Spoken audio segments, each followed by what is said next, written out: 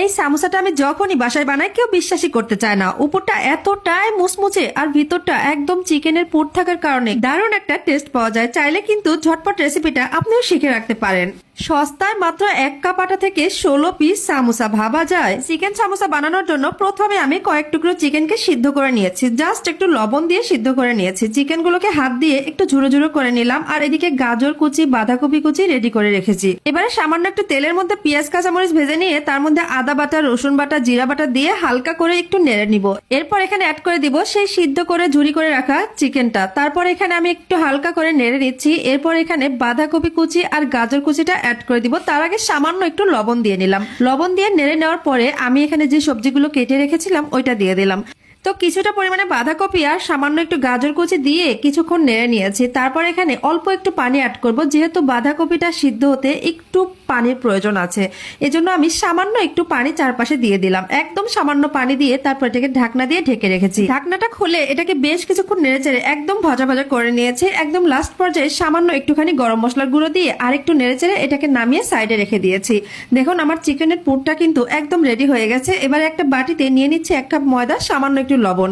ময়দা আর লবণটা হাত দিয়ে ভালো করে মাখিয়ে মিক্সড করে নিয়েছি। তারপরে ধীরে ধীরে অল্প অল্প করে নর্মাল ঠান্ডা পানি দিয়েছি। নর্মাল ঠান্ডা পানি এখানে দেওয়ার কারণে কিন্তু কোনো সমস্যা হবে না। অল্প অল্প করে পানি দিয়ে একটা শক্ত সাইজের ডো তৈরি করে নিব। রুটির ডো নর্মালি যেমন হয় ঠিক সেরকম করে ডো তৈরি করে নিয়েছি। 1 কাপ আটা থেকে কিন্তু 4টা রুটি বেলে নিয়েছি আমি। তো একে একে 4টা রুটি কিন্তু আমি বেলে নিচ্ছি। রুটিগুলো বেশি পাতলা করার দরকার নেই, নর্মালি আমরা রুটি যেমন খাই ঠিক সেরকম করেই আমি রুটিগুলো কিন্তু বেলে নিয়েছি। একটু সাইজটা খেয়াল করলেই বুঝতে পারবেন।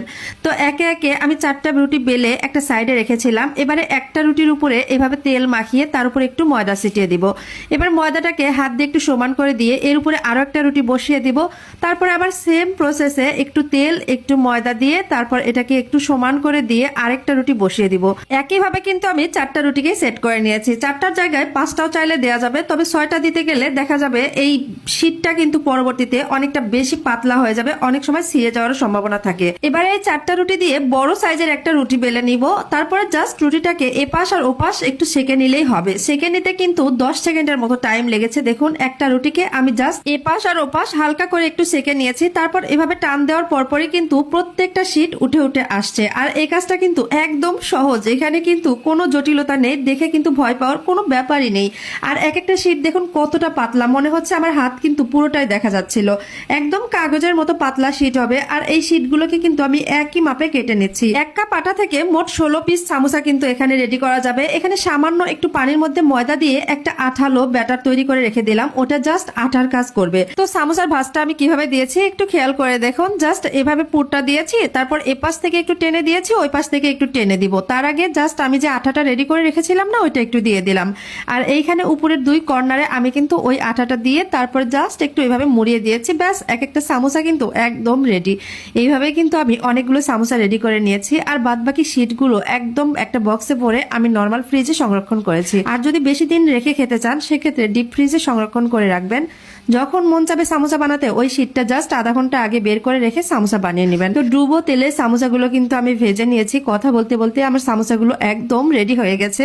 বিকেলের নাস্তা অথবা বাচ্চাদের টিফিনের জন্য এই রেসিপিটা কিন্তু একদম পারফেক্ট একটা রেসিপি ছিল। মুচমুচে এই সামোসার রেসিপিটা এক্ষুনি নিজের টাইমলাইনে শেয়ার করে রাখুন। যখন মন চাবে তখন দেখে ঝটপট বানিয়ে নিতে পারবেন। প্রিয় ভিউয়ার্স, রেসিপিটি ভালো লাগলে ভিডিওতে একটা লাইক কমেন্ট করে যেতে ভুলবেন না। আপনি যদি আমার ভিডিওটি ইউটিউব চ্যানেল থেকে দেখেন তাহলে আমার ইউটিউব চ্যানেলটি সাবস্ক্রাইব করার রিকোয়েস্ট থাকলো। আজকের মতো এখানে বিদায় নিচ্ছি। আল্লাহ হাফেজ।